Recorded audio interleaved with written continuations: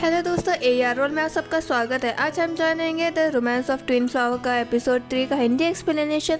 Episode की शुरुआत सैंग से होती है, जो वहाँ निंग को बहाने से रेस्टोरेंट में चलने के लिए कह रही होती है, मगर निंग मना कर देता है क्योंकि उसका मानना था कि सैंग जो अभी है वही अच्छी है। पुरानी वाली सैंग बहुत ही एरोगेंट थी और अगर सैंग की मेमोरी वापस आ गई तो पहले की तरह बन जाएगी, ये कहकर वहाँ से चला जाता है। मगर सैंग के दिमाग में कुछ और ही खिचड़ी पक रही होती है। नेक्स्ट सीन में हम निंग को देखते हैं जो अपने ऑफिस के बाहर आ रहा होता है और गुआबाई से लैंग की इन्वेस्टिगेशन के बारे में पूछता है, जहाँ वो बताता है कि बहुत सारे डाकुओं ने लांग को देखा है मगर वो उसके बैकग्राउंड या वो कहाँ पर रहता है उसके बारे में नहीं जानते। और बताता है कि कल रात वो डाकू जिसने निंग को लांग के बारे में बताया था वो मर गया है और निंग से कहता है कि लांग को ढूंढना ऐसा है जैसे समंदर में सुई को ढूंढने जैसा। मगर निंग फिर भी गुआबाई को अपनी तलाश जारी रखने के लिए कहता है। इसी वक्त वहाँ सैंग आती है और निंग से माफी मांगती है और बड़े ही गिल्टी भरी नजरों से उसे अपने हाथों से बनाया हुआ सूप देती है। मगर निंग उस सूप को एक्सेप्ट नहीं करता क्योंकि वो सैंग के हाथों से बना कुछ नहीं खाता। सैंग को इस बात पर बहुत गुस्सा आता है, मगर फिर वो पैसों के लिए अपने आप पर कंट्रोल करती है और फिर से निंग से कहती है कि उसकी असली वजह रेस्टोरेंट में इनवाइट करने की ये है कि निंग से एक लड़की मिलना चाहती है जो इससे बहुत प्यार करती है, मगर वो बीमार है और बहुत जल्द मरने वाली है और बस निंग से एक बार मिलना चाहती है। मगर निंग इसके लिए भी मना कर देता है और गुआबाई से कहता है कि वो सैंग को उससे दूर रखे, ये कहकर वहाँ से चला जाता है।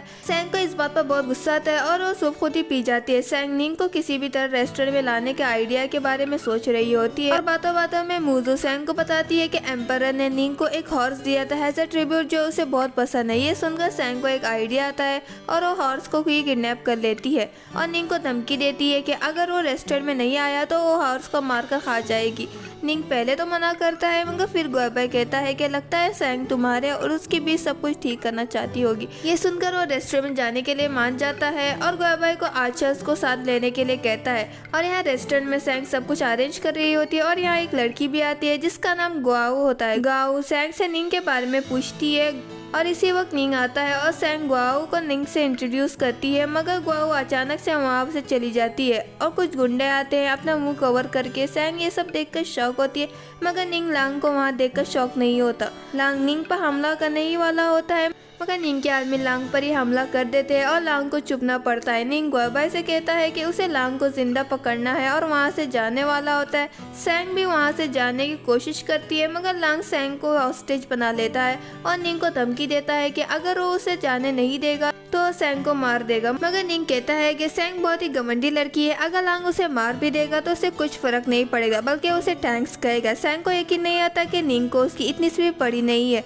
निंग लांग पर एरो पॉइंट करता है और लांग सैंग के पास एक पेंडेंट को देखता है। इसी वक्त निंग एरो शूट करता है और लांग को जाकर लगता है, मगर लांग निंग पर एक टेबल फेंकता है जिससे वो डिस्ट्रैक्ट होता है और लांग वहाँ से भाग जाता है। निंग सैंग को अरेस्ट करने का कहकर लांग के पीछे जाता है और एक टेम्पल पे आकर रुक जाता है जिसके आगे कोई रास्ता नहीं था। निंग वो टेम्पल चेक करता है, मगर उसे वहाँ कोई नहीं मिलता और लांग वहाँ से एक प्राइवेट रूम में जाकर छुप जाता है। निंग जब उस रूम को चेक करने के लिए आगे बढ़ता है तो उसे एक साधु रोक लेता है जिसका नाम लियोरान होता है। ये कहकर के टेम्पल के डिसाइपल ही वहाँ जा सकते हैं, मगर गुआबाई फोर्सफुली अंदर जाने की कोशिश करता है, मगर निंग को वहाँ पर कोई रोक देता है और इसका नाम है ताओ सिवाई, जो निंग को अकेले में बात करने के लिए बुलाता है और साइड में जाकर ये कहता है कि ये टेम्पल रॉयल टेम्पल है और इस तरह फोर्सफुली यहाँ पर घुसना एक क्राइम की तरह है और कहता है कि उसे ऐसा कुछ नहीं करना चाहिए जिससे जियांग जिन को मौका मिले उसे नीचा दिखाने का और डाकुओं को पकड़ना उसका फैमिली मैटर नहीं है। ये कहकर वो वहाँ से चला जाता है और निंग भी उस साधु से माफी मांगता है और वहाँ से जाने लगता है, मगर गुआबाई से कहता है कि नए चेहरे वाले आदमियों को रेडी करो इस जगह पर नजर रखने के लिए। इनके जाने के बाद हम लांग को उसी टेम्पल में देखते हैं और हमें उसका एक फ्लैशबैक दिखाया जाता है जहाँ वो अपने डैड जिंगशान से कहता है कि उसकी छोटी बहन से मिलने जा रहा है और उसे वो पेंडेंट गिफ्ट करने की बात कर रहा होता है। ये वही पेंडेंट है जो लांग ने सैंग के पास देखा था। फ्लैशबैक यहीं पर खत्म होता है। वहाँ साधु आता है जो लांग का अंकल और मास्टर भी है, जो लांग से कहता है कि उसे रिवेंज के बारे में सोचना छोड़ देना चाहिए। इस बात को तो बहुत ही साल हो गए, मगर लांग कहता है कि उन लोगों ने हमें मारने की कोशिश की थी। साधु कहता है कि तुम्हारे फादर और निंग जोंगतान जो कि निंग के फादर है और दोनों पहले से ही साथ में मर गए, फिर क्या मतलब है इस रिवेंज का जो कि जोंगतान से के बेटे से तुम ले रहे हो।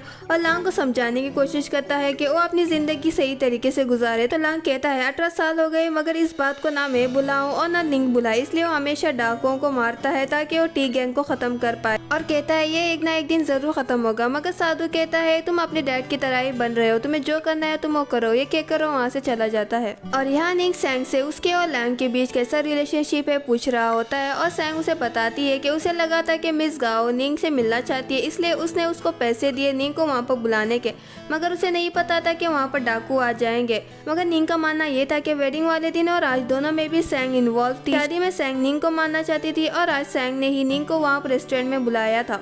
सैंग बार बार निंग से कहती है कि वो लांग को नहीं जानती, मगर निंग उसकी बात पर यकीन नहीं करता और यहाँ तक कि निंग सैंग को एक लकड़ी से मारने की धमकी भी देता है। सैंग फिर भी कहती है कि वो उस आदमी को नहीं जानती। इसी वक्त वहाँ वैन आती है निंग का हालचाल पूछने, मगर वो निंग को नहीं रोकती। निंग सैंग को कन्फेस करने के लिए आधे घंटे का टाइम देकर वहाँ से चला जाता है और सैंग यहाँ रोने लगती है कि वो बेकसूर है।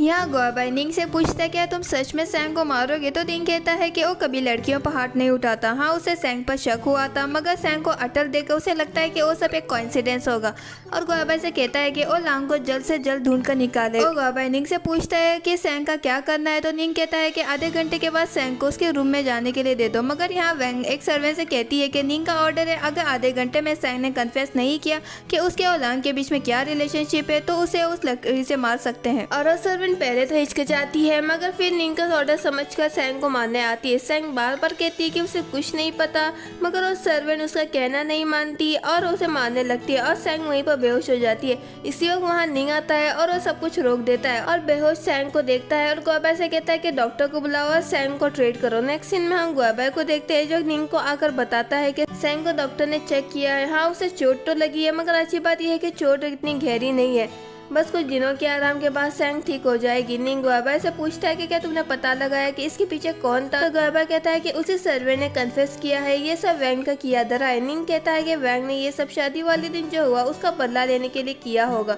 तो गुआबाई निंग को बताता है कि उस सर्वे ने एक और चीज कन्फेस की है। शादी वाले दिन सैंग जब निंग को मारने के लिए आगे बढ़ रही थी, वैंग ने उसको पहले से ही देख लिया था, मगर सैंग बीच में ही रुक जाती है और वैंग ही थी जिसने सैंग का हाथ पकड़कर खुद ही को चाकू मारा और देखने वालों को ये लगा कि ये सब सैंग का किया धरा है, मगर सच तो कुछ और ही है। निंग ये सब सुनकर शौक होता है, मगर गुआबाई से कहता है कि अगर ये बात सैंग को पता चली तो वो इस बात का बतंगड़ बना देगी, इसलिए किसी को मालूम नहीं पड़ना चाहिए कि उसको मारने का ऑर्डर मैंने नहीं दिया था। गुआबाई निंग से पूछता है कि तुम्हें डर नहीं है कि सैंग तुम्हारे बारे में गलत समझेगी, तो निंग कहता है कि ऐसी बहुत सारी बातें हैं हमारे बीच में जो अनक्लियर है और एक और से कुछ फर्क नहीं होगा। और यहाँ सैंग को होश आता है और उसके बाजू में मुझे सोई हुई थी। सैंग अपने जख्म को देखकर रोने लगती है और उसे लगता है कि उसने बहुत सारे बुरे काम किए हैं जिसकी वजह से अब वो कुछ भी कहे और या करे कोई भी उसके बात पर यकीन नहीं करेगा और उसे सभी लोग बहुत हेट करते हैं और सोचते हैं कि उसका वहाँ पर रहने का कोई फायदा नहीं है, बस मुझे है जो उसे अच्छे से बर्ताव करती है और वो अब कुछ भी सही नहीं कर सकती है। सोचकर वो और भी रोने लगती है। सीन शिफ्ट होता है और यह है किन इजियान जो ताओ से कहता है कि निंग ने सैंग को कल रात लकड़ी से मारा, जिस पर ताओ भड़क जाता है और वहां से चला जाता है। यहाँ ताओ और इजियान निंग से मिलने आते हैं, जहाँ इजियान कहता है कि जियांगजिन और तुम्हारा रिलेशनशिप पहले से ही टेंस है और सैंग के फादर यानी जनरल ने एम्पायर के बहुत ही खास आदमी है, अगर वो सैंग के साथ कुछ भी गलत करेगा तो उसका असर इस पर होगा, इसलिए उसे ऐसा कुछ नहीं करना चाहिए। और ताओ निंग को एक ऑइंटमेंट देता है जो वो सैंग के लिए लाया था। इसी वक्त वहाँ सैंग आती है, मगर चलते हुए नहीं बल्कि लेटे हुए, और निंग को डिवोर्स लेटर देती है। ये सुनकर ताओ खुश होता है क्योंकि वो सैंग को पसंद करता है। इजियान बताता है कि ये पहली बार है कि एक वाइफ ने उसके हस्बैंड को डिवोर्स दिया था। तो सैंग कहती है कि क्या एक मर्द अपनी गलती का खामियाजा नहीं भुगत सकता। ताओ भी सैंग का साथ देता है, मगर सैंग तो उसको बचाने से मना करती है।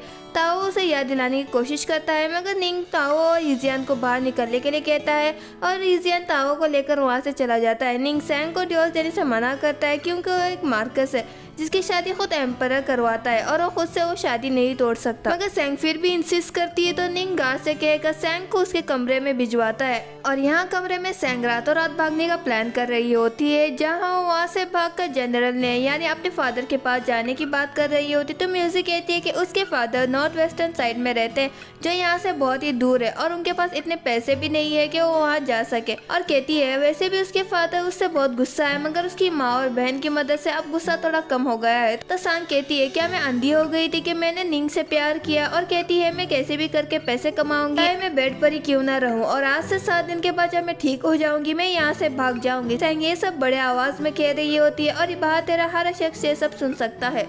नेक्स्ट सीन में हम ग्वाबेल को देखते हैं जो निंग से कहता है कि सैंग की बातें सुनकर उसे लगता है कि सैंग सिर्फ पैसे कमाना चाहती होगी और वो बेकसूर है। तो निंग पूछता है कि सैंग उसके बारे में क्या कह रही थी। तो ग्वाबेल पहले तो हिचकिचाता है मगर निंग के इंसिस्ट करने पर और सैंग की हर एक बात रिपीट करता है। ये सब सुनकर निंग ग्वाबेल से पूछता है क्या तुम श्योर हो जिस लड़की को तुमने बचाया था वो सैंग ही थी। यहीं पर खत्म होता है episode 3 of romance of twins flower. Video पसंद आया तो वीडियो को लाइक और चैनल को सब्सक्राइब करना मत भूलिए। मिलते हैं अगले एपिसोड में, तब तक के लिए टेक केयर।